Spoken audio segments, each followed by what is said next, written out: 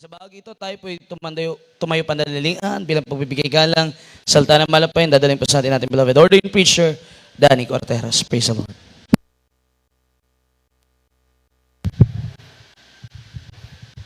Praise the Lord, Bishop Red Brother Benji Dorian. Itaas po ang ating mga kamay, may mahal, tayo magkaisa manalangin sa ating pinakamamahal na Panginoong Isus. Hallelujah!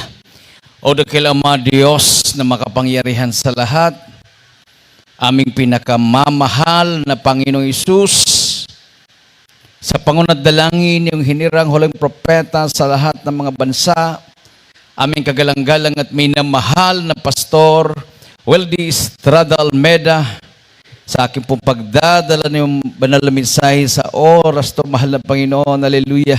Ikaw, Diyos, magbigay sa akin ng karunungan at maglangis.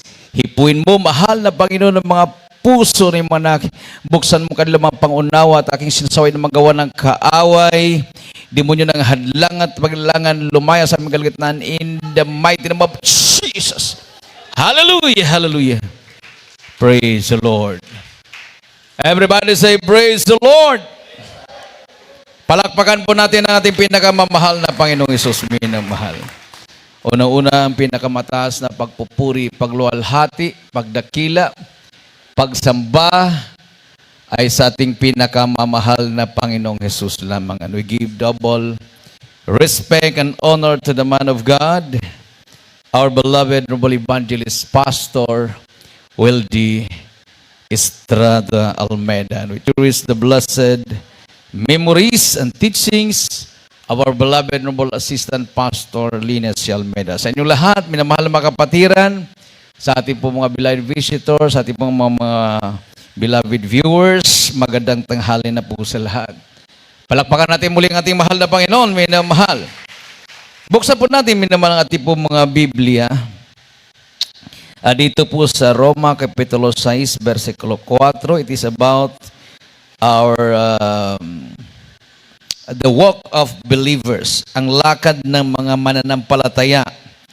Sabi po dito, minimal una-una, na mapansin ng tunay ng mga mananampalataya ng Diyos, o na nakasumpong sa katotohanan, yung pagbabago ng buhay natin, minamahal, new life. Sabi po dito sa 6:4 ng Roma, ating pong pakinggan. Pakibasa po, kindly.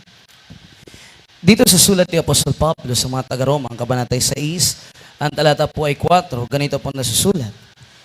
Tayo nga'y nangalibing nakalakip niya sa pamamagitan ng bautismo sa kamatayan, na kung paanong si Kristo ay nabuhay namang muli sa mga patay sa pamamagitan ng kaluwalhatian ng Ama, ay gayon din naman tayo makakalakad sa panibagong buhay. Amen. Everybody say, praise the Lord. Therefore, we are buried with Him by baptism into death. So, nangalibing tayo kasama niya. Nung tayo ay inilubog sa tubig, nung tayo ay nabautismuhan, that like as Christ was raised up from the dead by the glory of the Father, even so we also should walk in newness of life. So, ganun, minamahal ang sinabi ng Biblia. So, unang-unang mapapansin, pag tayo po ay nasa buong katotohanan na minamahal, yung pagbabago ng ating buhay. Amen. Dati lasinggero, dati babaero, dati sugarol, lahat na yan, mga bisyo na yan, minamahal, ay kusang aalis. Hindi ka pinipili, talagang aalisin ng mahal na Panginoon sa iyo yan. No? Kung ikaw naman ay drug addict, mawala yung pagka-drug addict mo. Chain smoker. Yung iba talaga minimal, sabi nila, hindi ko talaga maiwan-iwanan yung paninigarilyo, Brad. So patago po silang naninigarilyo hanggang nagkaroon ng ispat ang baga. Kapatiran natin sa Santa Maria. Imagine, sa tagal ng panahon naglilingkod sa Malapi noon, natanggal na lahat ng paninigarilyo, patago siya. Parang alam ng kanyang mga loved ones, kaya lang parang nakikiusap na lang siya, intindihin na lang niyo ako. Ito na lang naiwan na kahinaan ko, paninigarilyo. So, para walang gulo siguro, o di hindi na siya pinakialaman. Every time na mag-Holy Supper, hindi siya nagtitake. Pag tinatanong siya kung nagtitake ba siya ng Holy Supper, sabi niya hindi. Alam mo naman kung bakit. Yun na nga, hindi niya matanggal-tanggal ang sigarilyo. Ito na ngayon. Dumating sa COVID. Nagkaroon siya ng symptoms. Hindi makaamoy. Hindi na siya makalasa. On and off yung kanyang lagnat. Masakit ang buong katawan. Ayan yung mga symptoms eh. No? Eh, nung nahirapan na talaga siyang huminga, nagpa-check up na sa doktor. Pero fasting muna ang kanyang beloved wife before sila nagpa-check up. Mabuti na lang, negative. Kailang may positive. May tuberculosis siya. Yun ang positive sa kanya. Yung baga niya, halos natabunan na ng plema. Sabi ng doktor sa kanya, grabe mo ka, chain smoker. Alam ng doktor na sigarilyo ang cause noon. Ngayon, ang layo ng kanyang katawan dati. Katawan na niya dati, nagtitimbang po siya ng mga 70 to 80. Ngayon, 40 na lang. Butot, balat na talaga. No? Alam po niyo, minamahal. God is not a consentidor God. Hindi po siya consentidor. Aanihin mo ang tinatanim mo. Amen. Kung gusto mong sirain ang katawan mo na templo ng Diyos, ay talagang pahintulutan ng Diyos, masisira yan. At kahapon tinanong ko, ayaw ko naman ni Garilio ba? Siyempre, hindi ka na makaihip ng usok niya. Hindi ka na mga hinga, iihip ka pa ng usok. Talaga, hindi nagbibiro ang Diyos dito. Amen.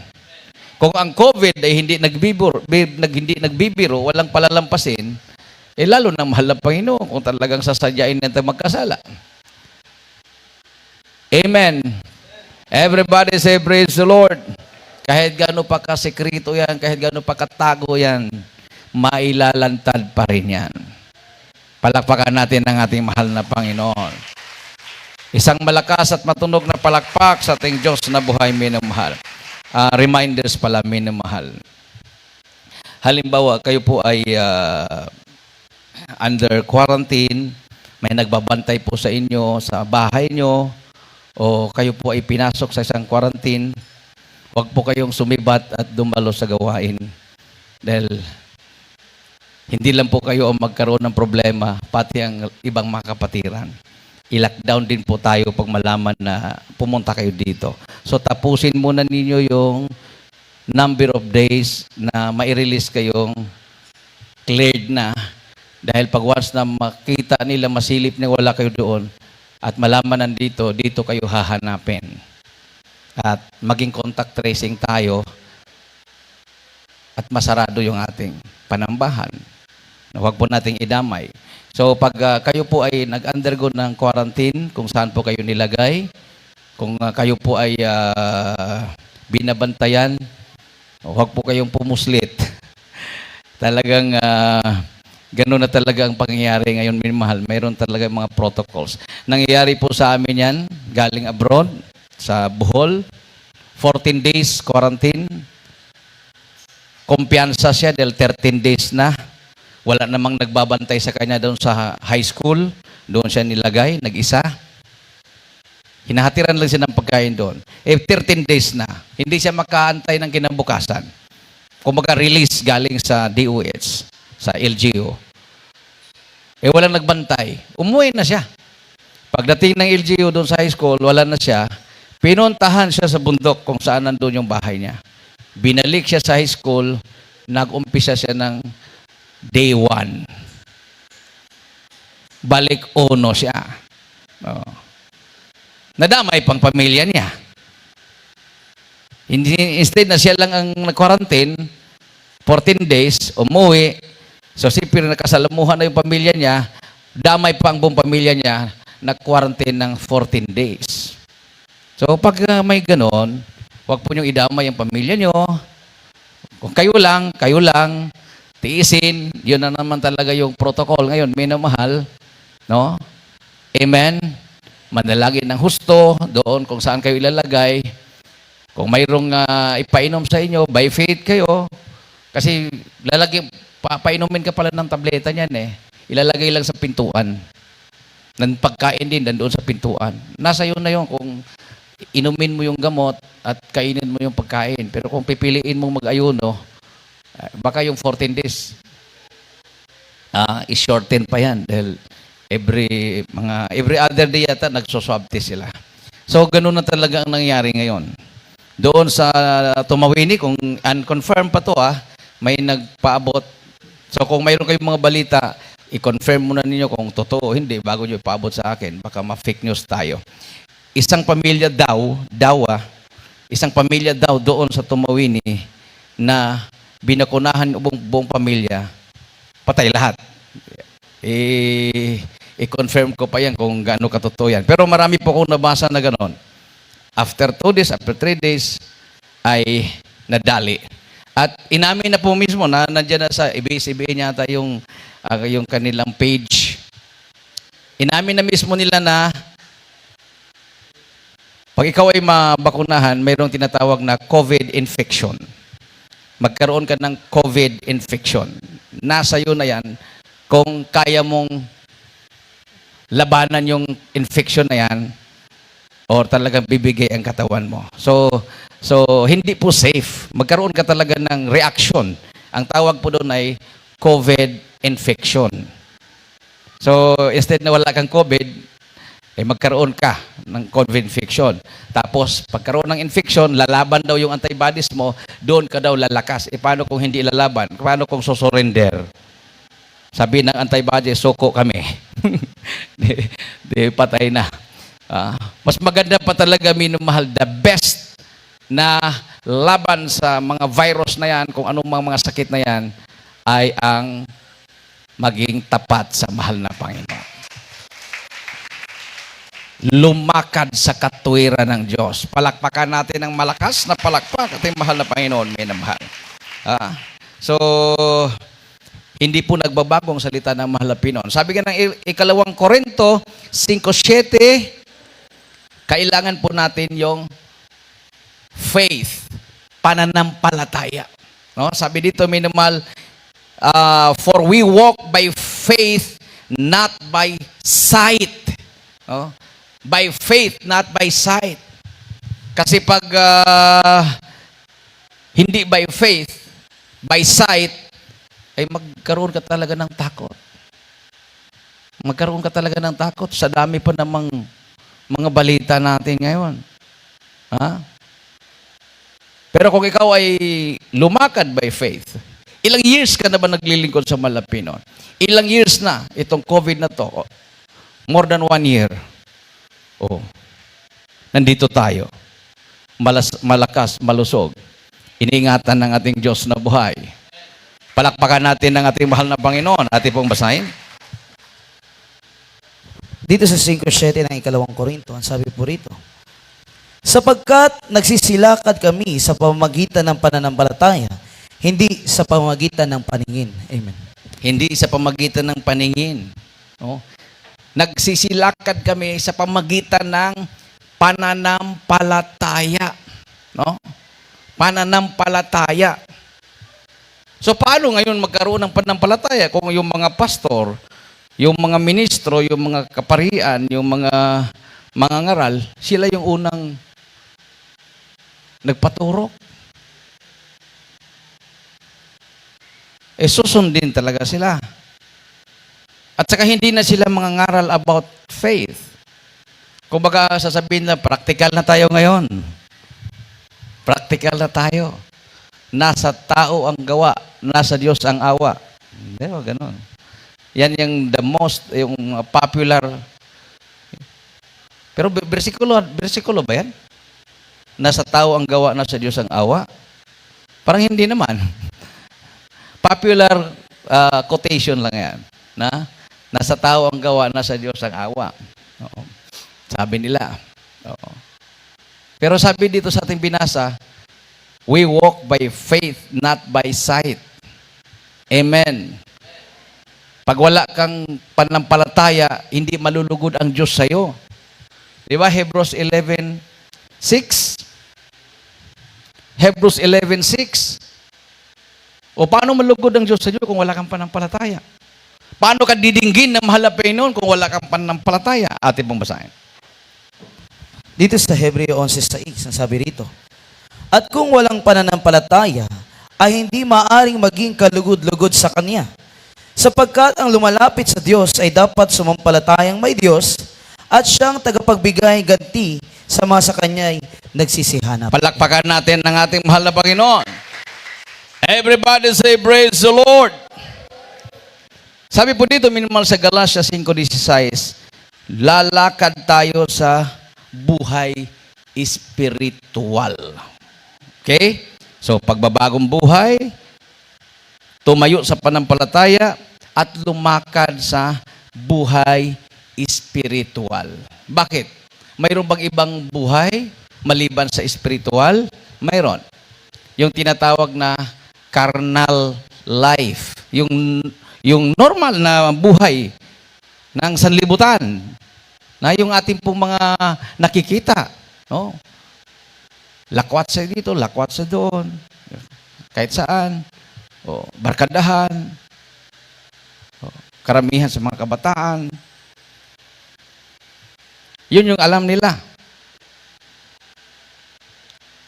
So, bihira na po yung mga, ngayon nga parang rare na. Oh? Ano bang tawag nun sa, yung mga rare na mga endangered. Endangered species na kumbaga. Rare na yung mga kabataan na talagang nagsusumikap. So kung mayroong makita, talagang nagva-viral. Ibig sabihin, hindi na normal. Di ba? Bago lang, mayroong nag-viral naman uli. Pinalaya siya sa kanyang, nagkahiwalay yung kanyang magulang, tas pinalaya siya sa kanyang papa, hinatid doon sa Leyte, hindi po siya nawalan ng pag-asa, gumawa siya ng paraan para makapag-aral, kahit nandun siya sa kanyang lula. Tapos, natapos siya ng senior high school. Ang grado niya, 100, 98, 99, 97. Sabi nga ng iba, sana all. Yung 97, sa iba, baliktad, 79. Everybody say, praise the Lord. Pero siya, halos walang makain. Ang grado, 100. Mayroong nagkapanis-panis na yung pagkain. Drop out. Pasang-awa. Total, mayaman naman si mama at papa. Hindi na ako kailangan mag-aral. Mag-asawa na lang ako. Sa 18 anyos na ako. Pwede na. Ayun. So, hindi po ugali ng Krisyano yan, minamahal. We must, sabi dito, live a holy life. Sa Galatia 5:16, atin pong basahin. Dito sa sulat ni Apostol Pablo sa mga taga-Galatia, ang kabanatay 5, ang talata po ay 16. Ganito na susulat. Sinabi ko nga, magsilakad kayo ayon sa Espiritu, at hindi niyo gagawin ang mga pita ng laman. Palakpakan natin ang ating mahal na Panginoon.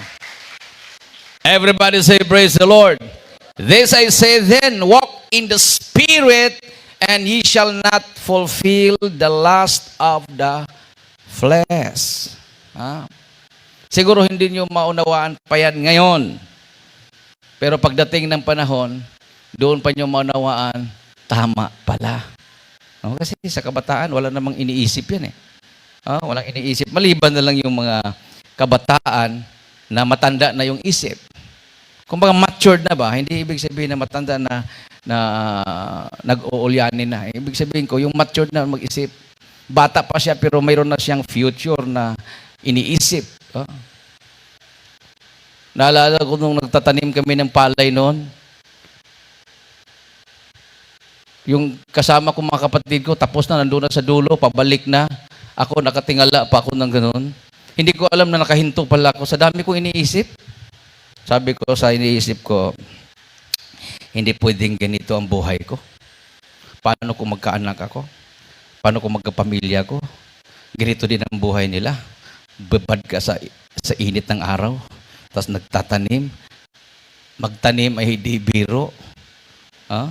Buong araw na kayo ko. Ang hirap kayo. Ano? Hindi ko alam na nandoon na pala. Nakarating na sila doon sa kaisip ko kung anong kurso ko. Anong kailangan top notcher ako, kailangan top 10 ako sa klase. Ganun ang isip ko eh. Kahit pina-absent na ako sa klase, ganun pa rin isip ko. Kailangan makabunor ako, kailangan mayroon akong ribbon, kailangan mayroon akong medalya. Samantala yung mga kapatid ko naman, anuhin mo naman yung ribbon, anuhin mo yung medalya. Makain mo ba yan? Yan yung kanilang kaisipan. Ako hindi. Maya bigla na ako binato ng putik. Pak! Tamaan ang ulo ko. Anong pinag-iisip mo dyan? Tapos tanim naman ako. Sabi ko, hindi lang nyo alam kung anong pinag-iisip ko. Malayo na ang naisip ko. Talagang nag-iisip ako eh. Hanggang humiwalay talaga ako sa pamilya namin. Dahil hindi ko makukuha yung ambisyon ko kung nandoon ako sa pamilya namin. Nag-working student ako. Pinili kong lumipad from Bohol to Baguio para hanapin ko yung katugunan ng aking mga pangarap sa buhay. Pinili kong mapalayo sa aking mga kapatid at aking pamilya, minamahal, mga magulang ko, para maabot ko lang yung ambisyon ko. Dahil mayroon nga sinasabi, aim high and hit the mark. Amen. Everybody say, praise the Lord. Isang malakas at matunog na palakpak sa ating mahal na Panginoon. Ganon din sa paglilingkod. Paglilingkod sa malapinoon, huwag po yung patumpik-tumpik. Nandito na tayo sa buong katotohanan. So, i-maximize na natin. Ay, hindi lang tayo manatili dito. Abutin na natin yung, kung ano ba talaga yung pinakatuktok ng paglilingkod. Nakalugod-lugod sa harapan ng Diyos. Para maramdaman mo, para maranasan mo, ano yung mga pangako ng mahal na Panginoon. Amen. Isang malakas at matunog na palakpak sa ating mahal na Panginoon, minamahal. Pero talaga hindi basta-bastang maabot yan. Ni-reveal sa akin ng mahal na Panginoon, umakyat ako ng bundok. Yung bundok na akyatan ko, walang kahoy. Ang mayroon, yung makapal na lumot. Alam yung lumot? Sino nakakita ng lumot? Pag tag-ulan, di ba, sa mga kahoy, may mga lumot, yung madulas. Yun talaga yung makapal. Parang 2 dangkal yung kapal eh. Habang umakyat ako sa bundok eh, hindi ko nahawakan yung bato o lupa. Ang nahawakan ko, lumot. Bawat hawak, na-slide ako. Pag makaakyat na ko hanggang kalagitnaan, bigla akong gugulong, balik naman ko sa patag. Titingala naman ko, ang taas ng bundok na yun. Pero gusto kong maabot talaga yung nastuktok. Akyat naman ko uli. Lalampas na ako sa kalahati. Bigla naman akong may slide. Hindi ako huminto. Hanggang naabot ko talaga yung tuktok. Pag hawakan ko na yung tuktok, biglang nagbago, napakapatag. Nandoon ang lahat ng mga kapatiran. Nandoon ang mahal pastor nag-preach. Mga kapatid nakaputi lahat. Sabi ko, salamat sa mahal Panginoon. Naabot ko, nandito pala si mahal pastor. Nandito pala mga kapatiran. Ganda talaga ng lugar. Pero hindi ko na nakita yung bundok. Ibig sabihin siguro yung mga bundok na yon, mga pagsubok. Huwag kang bumitaw. Magpatuloy ka lang. Amen. Everybody say, praise the Lord. So, tapos, mayroon pang isa. Nung naakyat ko na doon yung bundok, ang nakalagay, Flag, Hong Kong. Tapos mayroon naman another bundok, madali nang akyatin. Pangalan ng iba't ibang bansa. Sabi ko sa beloved wife ko, na naginip ako na nakapunta ako ng ibang bansa. Umakyat ako sa bundok. Unang napuntahan ko, Hong Kong. May flag ng Hong Kong. Tapos, yung ibang mga bundok, madali na lang. May mga flag din. Sabi niya, maniwala ka sa panaginip mo. na expired na lang yung passport mo, hindi ka pa nakapunta sa abroad. Oo nga, na-expired na yung passport ko. Itapon mo na yan, sabi niya. Kaya sabi, hindi ko itatapon to dahil baka makapunta nga ako. Naginip ako eh. Expired na lang yan. Maya-maya, bigla ko tinawagan. After nung nakikwento ko sa kanya, mga ilang linggo, tinawagan ako, Kuya, mayroon ka bang passport? Hindi ko mayroon po. Pero expired na. I-renew mo, Kuya. I-renew mo. Dahil pupunta ka ng Hong Kong.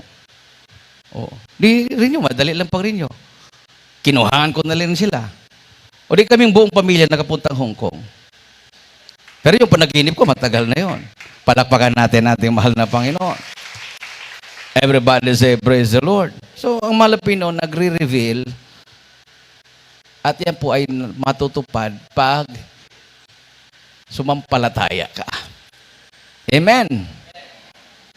Yung sa Santa Maria kahapon, yung kapatiran na nagpositibo sa COVID, fasting siya, nakarecover.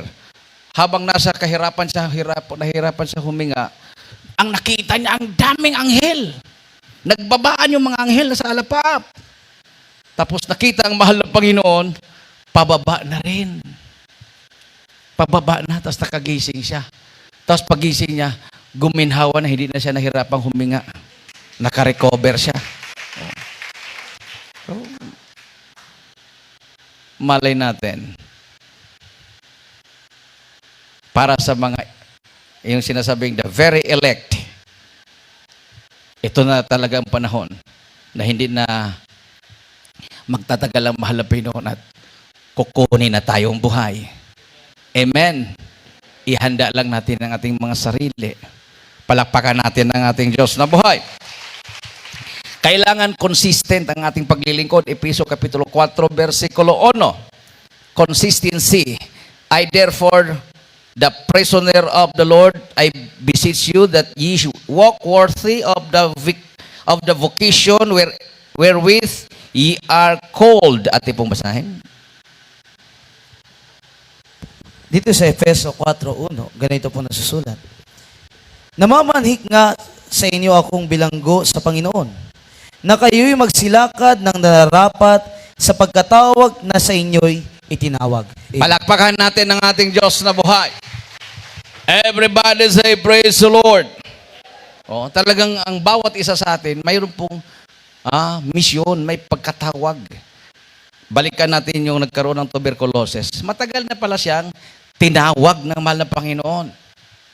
Ngayon lang, kahapon lang niya ikuninto, Brad, na panaginipan kita. Nasa Tugigaraw ka pa noon. Kasama mo daw ako, pumunta tayo sa Palayan, at mayroon doon na napakalinaw na tubig nang huli tayo ng maraming isda. Pero yung Palayan, aanihin na rin. Tapos nanaginip siya na nag-aani siya ng palay. Sabi ko, matagal na ka palang tinawag ng mahal na Panginoon. Ba't hindi mo iniwasan at hininto yung panigarilyo mo? Malaki palang plano ng mahal na Panginoon sa'yo. Yun pala na kahit nandoon sa bahay nila yung gawain, in-extend yung kanilang bahay, may chapel doon, hindi namin siya mailagay-lagay kahit closing prayer sana, o prayer for giving. Dahil mayroon nga siyang kahinaan na patago siyang naninigarilyo. So never po namin naisipan na ilagay sa program. Ito po, tandaan po nyo, minamahal. Pag once na kayo po ay nakalagay sa program, pagpapala sa inyo yan. Amen. Hindi po lahat nakalagay dyan. Kahit sabihin natin, closing prayer ka o prayer for giving, huwag kang magtampo. Bakit hanggang prayer for giving lang ako? Ba't hindi ako pwede mag-testimony leader? Di ba? Antayin mo kung talagang kalooban, ilalagay ka dyan. Oh. Hindi naman yan pagwapuhan. Naalala ko yung una akong tumayo sa pulpito, minamahal, doon sa Cagayan de Oro. Habang kasi nandyan si Malapastor, Belen Mamader, first time na tumayo ko sa pulpito nang nandyan ang Beloved Paris and Road, overnight po yun. Talagang pinagandahan ko yung pagsasalita ko dahil baka magkamali-mali ako. Maya-maya, isa pa lang yung natawag ko, pinababa na ako. Samantalang karamihan, mga 5, makatawag ka ng mga 6, 4, bago ka papalitan. Isa pa lang yung tinawag ko, mayroon nang pumalit, Brad. Baba ka raw, sabi ni mahal na pastor. Punta ka daw sa kanya. Parang, isa pa lang natawag ko. Ano kaya? Ano kayang kasalanan ko? Pagdating, Badadani, upo ka. Nakaluhod ang malapastor. Nakaluhod ang bilayad mamader. Upo ka, Badadani. Iluluhod sana ako, pero pinaupo ko. Upo ka. Upo ako. Alam mo, Badadani, sabi niya, ang paglilingkod sa Diyos, ang pagtatayo sa pulpito, hindi pagalingan sa salita yan. Ito na, sabi ko, ito na. Sa isip-isip ko kasi galingan ko sa pagsalita dahil karamihan naman mga kasama doon hindi marunong magbisaya. Ako lang ang may mga tumatayo din marunong Bisaya. Karamihan mga Tagalog, galing Manila, kursada yun eh. Ako nagbibisaya ako. Tapos galingan ko pagsalita para ano. Isa lang natawag ko, tinawag na ako. Hindi sa pamagitan ng magaling na pananalita, hindi sa pamagitan ng edukasyon, ang pagpapagamit sa mahal na Panginoon. So, nagpatotoo na si mahal na pastor. Pinag-aralan ako, halos 1 oras yun. Hindi titulo importante, hindi importante ang titulo, sabi ng mahal na pastor. Bago ako nilihan ako eh. Sabi niya, nabanggit niya, hindi importante yung titulong ordained preacher. Hindi ko alam na inordain pala ako nung panahon na yon. Sabi niya, ang importante, langit. Yun ang importante, langit. Yung upo, mahal na pastor.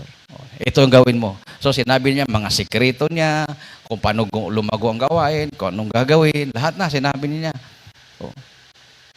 Tapos nilihans ako. Hindi na ako pinabalik sa pulpito. Hindi naman niya sinabi na, ordinahan kita. Basta ang sinabi lang niya, hindi importante ang titulong ordained preacher. Nalaman ko na lang after mga ilang taon, o after 1 year, after 2 years, na inordinahan pala ako nung panahon na yon. So, ganun ang ating beloved parents in the Lord. Hindi po importante yung title. Ang importante, ginamit ka ng malapi noon. Ang importante, langit. Amen. Isang malakas at matunog na palakpak sa ating Diyos na buhay, minamahal. Everybody say, praise the Lord. So sabi ng Episok 5:2, huwag kalimutan, love, pagmamahal. Unang-una sa Diyos at sa lahat. Pangalawa, 5:2 ng Episok. Dito sa Efeso 5:2, ganito po nasusulat. At magsilakad kayo sa pag-ibig, gaya rin naman ang pag-ibig ni Kristo sa inyo. At ibinigay dahil sa atin ang kanyang sarili, na hain at handog sa Diyos upang maging samyo ng masarap na amoy. Amen. Palakpakan natin ang ating Diyos na buhay and walk in love as Christ also hath loved us and hath given Himself for us an offering and a sacrifice to God for a sweet smelling savor. Sweet smelling savor. Oh. Ano yung pagkatagalog yung sweet smelling savor? Magandang, masarap na amoy. Oh. Masarap na amoy. Pero si Satanas, alisan ka ng pangamoy. Amen. Baliktad talaga Satanas, no? Mahal na Panginoon, bibigyan ka ng masarap na pangamoy. Si Satanas, alisan ka ng pangamoy. Pag maalis na yung pangamoy, papasok na si takot. Papasok na si takot. Akala ko nagbibiro yung kapatiran eh. Natataranta na talaga ko, Brad. Kahit utot ko, hindi ko na maamoy. Ibig sabihin, sinasadya siguro niya, ginagano niya. Wala nga. Grabe naman.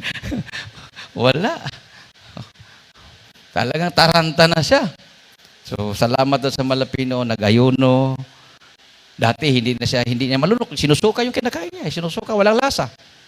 Sino naman ang gustong kumain na walang lasa? Hindi na makakalasa. Amen. O, sinusuka niya. Pumaya talaga ng husto. Nung unang pagdating namin, ang payat. Kasi matagal na kami hindi nakabalik doon. Yung pala nagkasakit siya. So, hindi biro, minamahal. Ang mahal na Panginoon, talagang Diyos na mabait, punong-puno ng pag-ibig. Paglalakad tayo sa pag-ibig, ang pag-ibig ng Diyos ay nasa atin. At ang masarap na pangamoy ay mananatili. Amen. Ha? Pag may magprito ng tuyo, maamoy mo, ay wala kang COVID. Kumain ka na. Kahit tuyo yung ulam. Ha? Anuhin mo yung masarap. Hindi mo naman maamoy. So, huwag ka nang mamili. Kung ano yung man nandyan, pasalamatan ng mahal na Panginoon. Amen? Ha? Pasalamatan lahat na bagay. Pasalamatan, minamahal. So, kailangan mag-ingat. Caution. Ephesians 5:15. Mag-ingat tayo.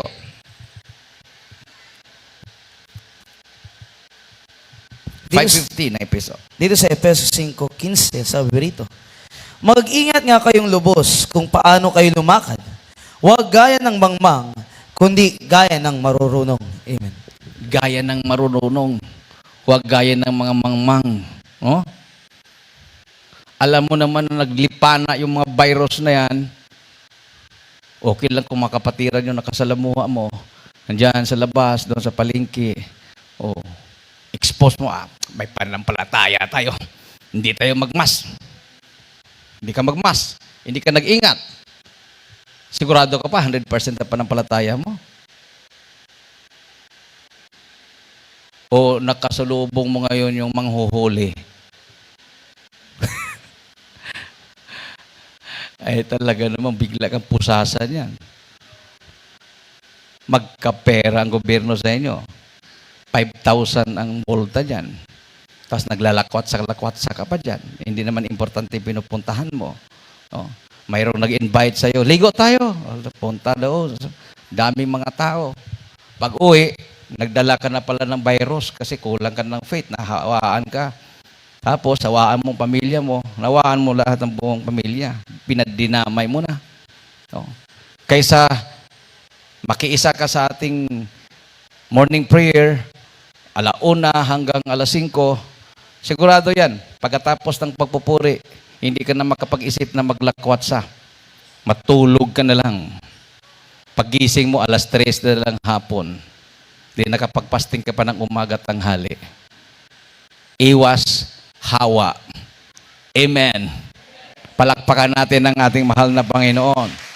May protection pang mahal na Panginoon sa iyo, minamahal. So mag-ingat, no? See then that you walk circumspectly, not as fools, but as a wise. Hindi po katulad ng mga mangmang, minamahal. Ha? So sa 1 John 1:7 at saka 1 John 2:6, last 2 verses, pakihanda po ang ating mga instrumentalists and singers. Unang Juan 1:7, illumination. Ang ibig sabihin, nagliliwanag ka. No? Nagliliwanag ka. Kakaiba ka talaga. Kakaiba ka. Ating pong basahin. Dito sa unang sulat ni Apostol Juan, Kabanata 1, ang talata po ay 7. Ang sabi po rito, ngunit kung tayo'y nagsisilakad sa liwanag, na gaya niyang nasa liwanag, ay may pakikisama tayo sa isa't isa. At nililinis tayo ng dugo ni Jesus na kanyang anak sa lahat ng kasalanan. Palakpakan natin ang ating mahal na Panginoon. Everybody say, praise the Lord. Praise the Lord. Oh? So, katulad dito, minimal, nandito tayo. Nagkaroon tayo ng fellowship, no? But if we walk in the light, as He is in the light, we have fellowship one with another. Nandito nagtitipon tayo, minamahal. And the blood of Jesus Christ, His Son, cleanses us from all sin. Pag mayroon palang pagtitipon na ganito, ang ating mga kasalanan ay nahuhugasan. Amen? Pag na-feel mong presensya naman ng Panginoon, oh, Pag uwi mo, ang gaan ang pakiramdam. Kanina, mag-prepare ka pa lang, parang mag-isip mo, absent yata mo na. Ang sakit ng ulo. Mag-umpisa ka ng mga ngamoy-ngamoy, may pangamoy pa naman. Dalo na lang ako. Dahil baka lalo itong lalala. Pag nandito na tayo, nagpupuri sa Malapinon, wala na yung naramdaman mo. Kasi ikaw ay nahugasan na sa dugo ni Kristo. Habang nagpupuri tayo sa Malapinon, kumikilos ang presensya ng Diyos, ang mga demonyo ng mga viruses na yan ay nagsitaka sa ating katawan. Palakpakan natin ang ating Diyos na buhay. 1 John 2:6. Dito sa 2:6 ng unang 1, sabi po rito, ang nagsasabing siya'y nananahan sa kanya ay nararapat din namang lumakad na gaya ng inilakad niya. Amen. Christ-likeness. He that saith Christ abideth in him ought himself also to walk even as he walked. Pag sinasabi mong si Kristo ay nasa iyo, lalakad ka katulad kay Kristo. Amen. O sino ba si Kristo? Kung si Kristo ay nasa iyo, sino ba siya? Siya ay Diyos na nagkatawang tao. Nung siya ay nagkatawang tao, paano siya lumakad? Nakiayon ba siya sa sanlibutan? Hindi. Anong ginagawa niya? Nangaral. Nagpapagaling ng sakit. Ganon din. Gagawin din ng Malapinon sa atin yon. Sabi nga ng Biblia, pag ikaw ay naniwala sa Kanya, masigit pa ang gagawin mo. Dahil siya ay babalik na sa Ama, sa Kanyang trono. Amen. So, ipapato mong kamay mo sa mga may sakit. Ang mga may sakit ay magsigaling. Yan po ang tunay na mga anak ng Diyos. Palakpakan natin ang ating mahal na Panginoon. Mayroon nagpakilalang anak ng Diyos, appointed na anak ng Diyos. Ayun, nagpaturok ng bakuna.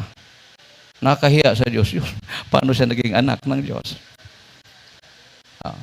Pag tunay kang anak ng Diyos, ang ama mo Diyos. Amen. Anak ka ng Diyos. Ang ama mo Diyos, great healer, kaya kanyang iligtas, kaya kanyang proteksyonan. Palakpakan natin ng ating mahal na Panginoon. Paano kung mamatay tayo, Brad? Walang problema. Pagpikit mo dito sa lupa, langit. Lahat naman na mamatay, amen. At napatunayan natin, nung nandito na tayo sa Jesus Miracle Crusade, ilang taon ang binilang, hindi na tayo uminom ng gamot, buhay tayo. Dati hindi ka makakatulog, kailangan ka uminom ng gamot, mag-maintain ka. Yun lang iniisip mo, uminom ka ng umaga. Pagkatapos uminom, tingin ka ng tingin sa rilo, baka tanghali na, iinom ka uli. Pagkatanghali, inom ka na naman. Pagkatapos mo uminom ng tanghali, alauna pa lang, tinitingnan mo na yung rilo. Pagka alas 6, binabantayan mo, iinom ka naman uli.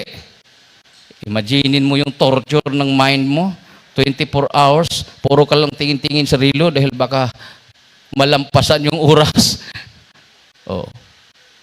Yun na lang ang nasa isip mo. Ano na bang oras? Kasi inom naman ako ng gamot. Sabi ka ng kapatiran doon sa Tugigaraw, alam mo Brad, nung wala pa ako dito sa Jesus Miracle Crusade, lahat, puro nilang gamot. Yung pangamoy ko, amoy gamot. Pagkakain ako, lasang gamot. Kasi puro gamot. Pero nung dumalo sa krusada sa Tugigaraw, nagkrusada ang malapastor, natanggal lahat na gamot. Pinagaling siya ng mahal ng Panginoon. Everybody say, praise the Lord. Oh, pinapagalitan siya ng kapatid niya. Bakit hindi mo na inimon yan? Traidor ang sakit sa puso. Hindi naman ikaw ang gumagasto niyan. Ako naman ang gagasto. Kasi mayroon siyang kapatid na mayaman talaga. Mayroong trailer ng bigas. Dinideliver sa Manila, daming mga truck, daming mga budiga, trailer yung punong-puno ng bigas. Araw-araw nagdi-deliver. Kung milyon, mayroon. Pero sabi niya, ba't ko inumin yan? Gumaling na ako eh. Amen. Everybody say praise the Lord. Palakpakan natin ng malakas na palakpak, ating mahal na Panginoon, minamahal. Once na imbitahan ako sa kanilang bahay, yung mayaman na yon, kapatid ng kapatiran. Mayroon pala silang anak na special child. Alam yung special child? Naunawaan yung special child? Ano yung special child? Child na special. Akala ko yung special child, yung palanggan, yung mahal na mahal mo anak ba? Yung halimbawa, 10 anak mo, ito yung pinakamahal ko dahil matalino, mabilis mag-isip. Iba pala yung special child.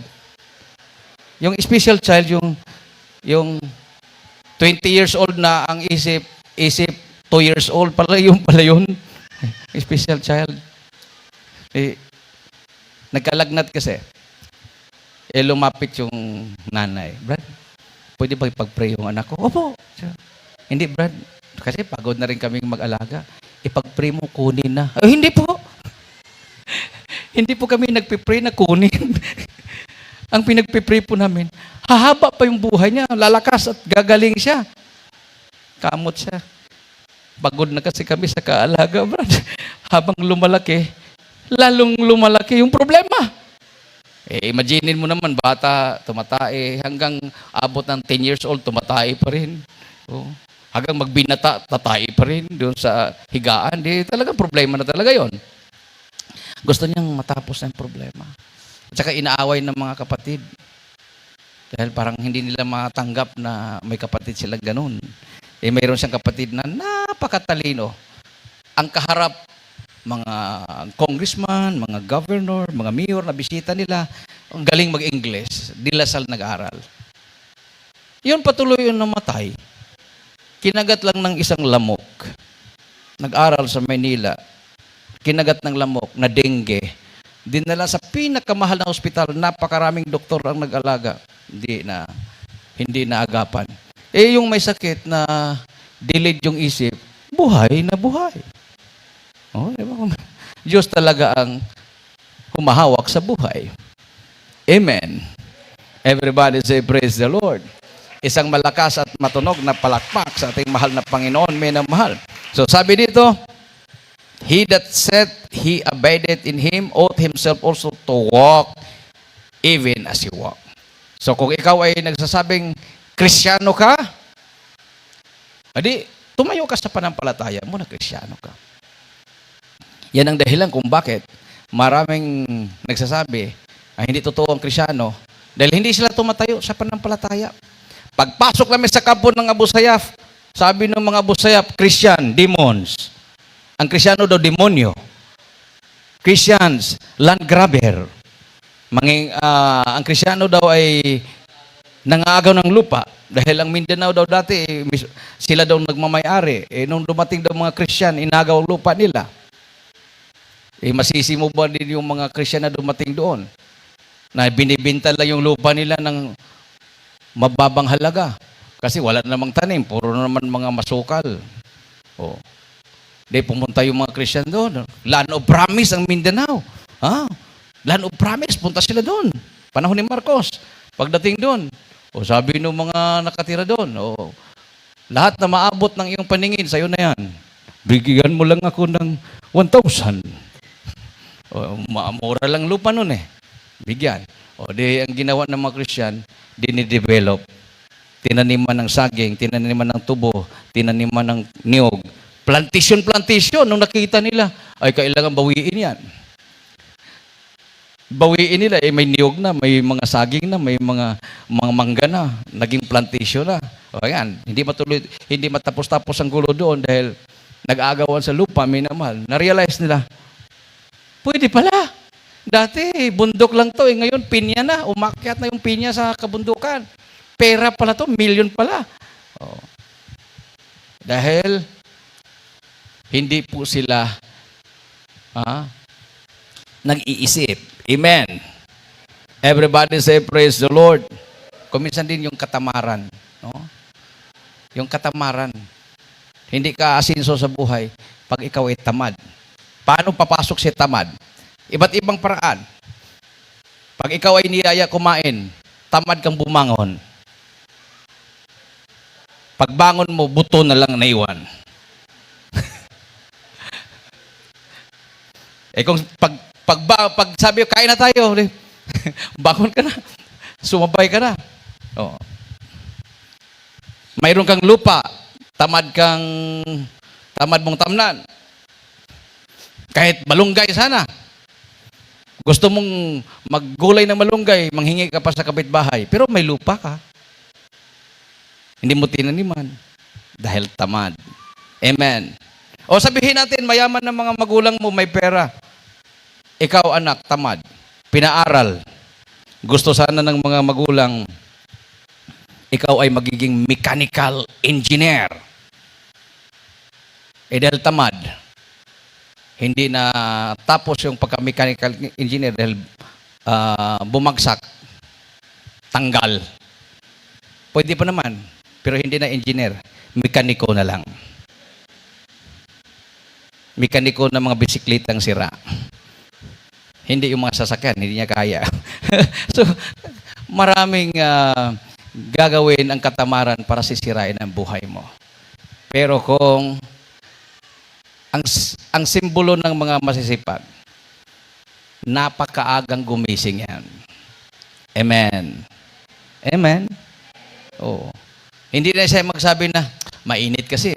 O diba, paggigising ka ng maaga. Anong na-assign kami sa Batangas noon? Limere yata yun. Bago pala ako na-worker noon, nasayan ako sa Batangas, sa Limere. Ang mga tao pala doon na gumigising ng alas 2, alas 3, nag-araro. Kasi mas maganda daw yung madaling araw, mag-araro, lalo na kung may buwan, dahil hindi mainit. Paggising mo, tapos na yung inararo na. Worker kami. Hindi naman sinabi ng kasama ko na kailangan sumabay ka din kaming magising.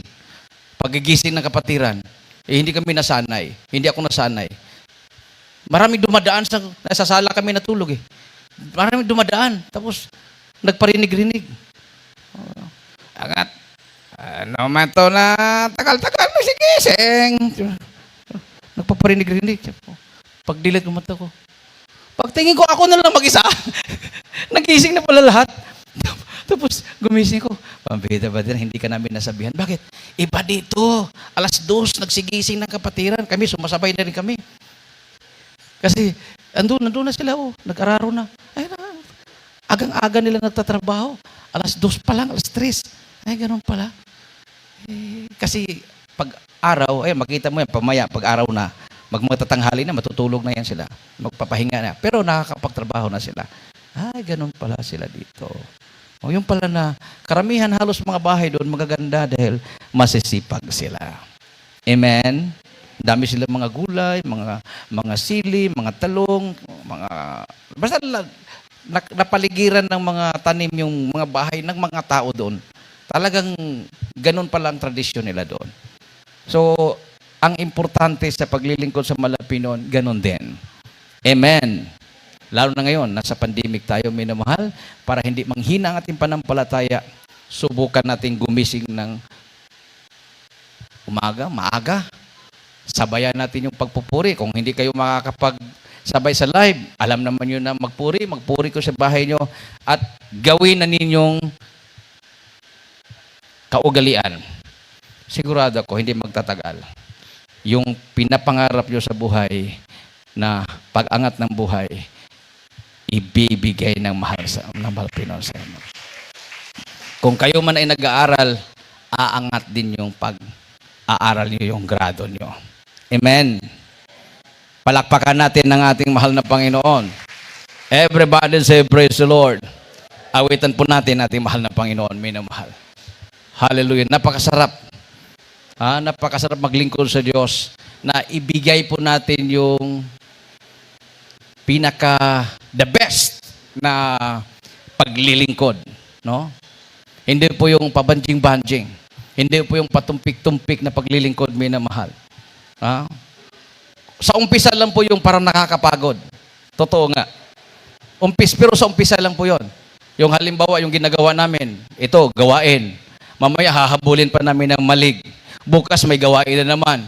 Sa sunod na araw, may gawain naman uli. Nasa pandemic tayo. Every time na may checkpoint, nananalangin kami. nahipuin ang mga nasa checkpoint, makakalampas kami. Dahil mga kapatiran, nag-aabang na. So araw-araw po yan. Pag makalampas kami, manalangin naman kami pagbalik. Napapasukin kami pagbalik. So ganun. Walang katapusan ng panalangin, minamahal. Pero kahabagan ng malapi noon, lampas na tayo sa isang taon. Kilala na tayo. Malayo pa lang, nagsisinyas na yung mga kasundaluhan, mga kapulisan. Forward. Hindi na po tayo sinisita. Kasi alam nila, katuwang tayo. Tayo po yung kasamang mga frontliners sa espiritual, nanalangin araw at gabi. Katuwang ng ating beloved parents in the Lord. Bunga tayo ng panalangin ng propeta ng Diyos, minamahal. Ang mahal na pastor, wala pong siyang sawang nanalangin. Pumunta sa mga delikadong lugar. Pumunta sa kampo ng Abu Sayyaf para i-evangelize ang lahat, hindi lang sa parte ng Sulu, kundi sa buong mundo na may Diyos na totoo. May Kristiyano na totoo. Na ang dala-dala pag-ibig ng Diyos sa bawat isa. Lalo na sa panahon na ito, minamahal, na sa pandemic tayo. Ang Diyos natin ay buhay. Kaya kanyang proteksyonan. Kaya niyang padamihin yung antibodies mo na hindi ka na kailangan bakunahan. Siya ang gumawa sa iyo. Hindi na kailangan turukan ka pa ng karayom para dumami yung antibodies mo. Kaya na mahalap yung padamihin niya. Magbalik loob lang ang tao sa Diyos. Hallelujah. Awitan po natin, hindi mahalapin noon.